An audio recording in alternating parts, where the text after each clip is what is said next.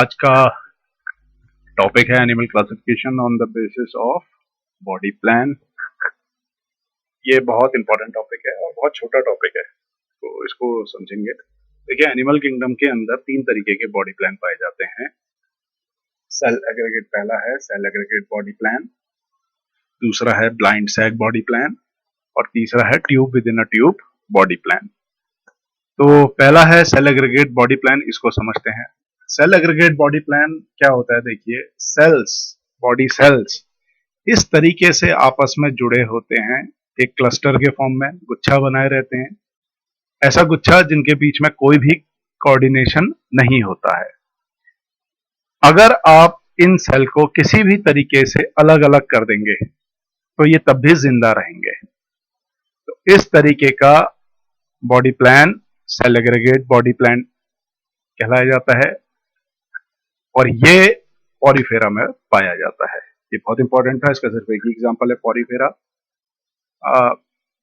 Porifera को देखिए, Porifera आप कोई भी एक स्पॉन्ज लीजिए, स्पॉन्ज बोलते हैं जनरली, और उसको एक कपड़े में रखिए और कपड़े में रख के उस कपड़े को इस तरीके से उसको कंप्रेस कीजिए जैसे पनीर बनाते हैं दूध को डाल के और फिर उस कपड़े को दबाते हैं। तो ठीक इसी तरीके से अगर आप स्पॉन्ज को करेंगे तो नीचे जो कपड़े के बाहर छन के पानी गिरेगा, उस पानी में एक आध सेल जरूर होंगे और वो सेल पॉरीफेरा के ही होंगे। उन सेल्स को अगर आप अलग करेंगे तो वो सेल मरेंगे नहीं, फिर भी जिंदा रहेंगे। जनरली एनिमल्स में अगर आप किसी भी बॉडी में से सेल को अलग करते हैं तो वो सेल जिंदा नहीं रहता, मर जाता है। कुछ एक आध एक्सेप्शन हो सकते हैं, अदरवाइज मर जाता है। लेकिन यहाँ सेल एग्रीगेट टाइप में सेल जिंदा रहते हैं और ये पॉरीफेरा में पाया जाता है। दूसरा है ब्लाइंड सैक बॉडी प्लान।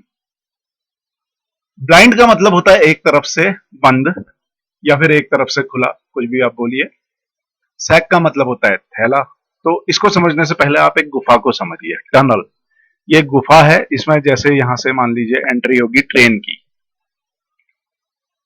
इस तरफ से एंट्री होगी ट्रेन की, और ये गुफा एक तरफ से बंद है, इस तरफ से बंद है, तो ट्रेन आगे दीवार पे टकरा जाएगी जाके।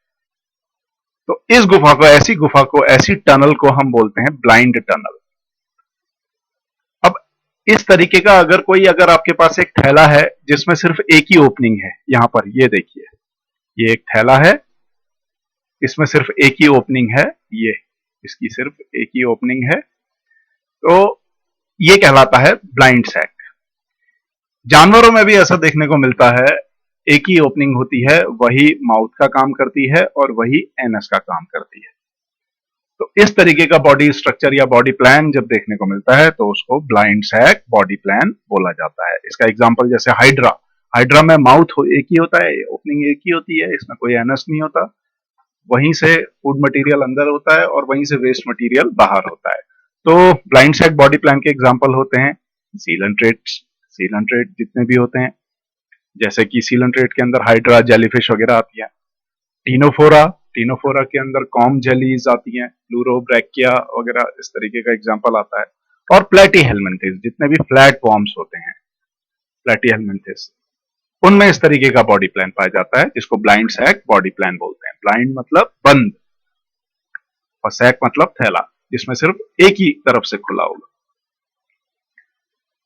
तीसरा आता है tube within a tube. देखिए, एक बड़ा सा सिलेंडर लीजिए ग्रीन कलर का, एक ट्यूब की तरह, और उसके अंदर एक और ट्यूब डाल दीजिए रेड कलर की। तो ये बाहर का जो स्ट्रक्चर है, ये ग्रीन कलर का, ये बॉडी की तरह काम करेगा, और ये जो अंदर का है रेड कलर का, ये काम करेगा गट की तरह। इसकी तरह गट मतलब इंटेस्टाइन, जिसमें एक नहीं दो ओपनिंग होंगी, एक ओपनिंग माउथ की तरह काम करेगी और दूसरी एनस की तरह। तो ये structure tube within a tube, मतलब एक ट्यूब के अंदर दूसरी ट्यूब, इस तरीके का बॉडी प्लान आपको जब देखने को मिलता है तो वो tube within a tube body plan कहलाता है। एस्केलमेंथिस से लेकर कॉर्डेट तक, यानी कि Aschelminthes, Annelida, arthropoda, Mollusca, Echinodermata और कॉर्डेटा, ये सब के सब tube within a tube body plan के अंदर आते हैं।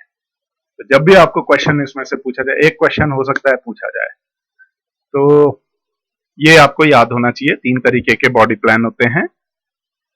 Cell aggregate body plan Porifera में देखने को मिलता है। पॉरीफेरा में blind sac body plan Coelenterata, Ctenophora और प्लेटीहेलमिन्थेस में देखने को मिलता है। Tube within a tube body plan Aschelminthes, Annelida, Arthropoda, Mollusca, Echinodermata और कॉर्डेटा। तो ये आप जरूर याद रखिएगा। Thank you.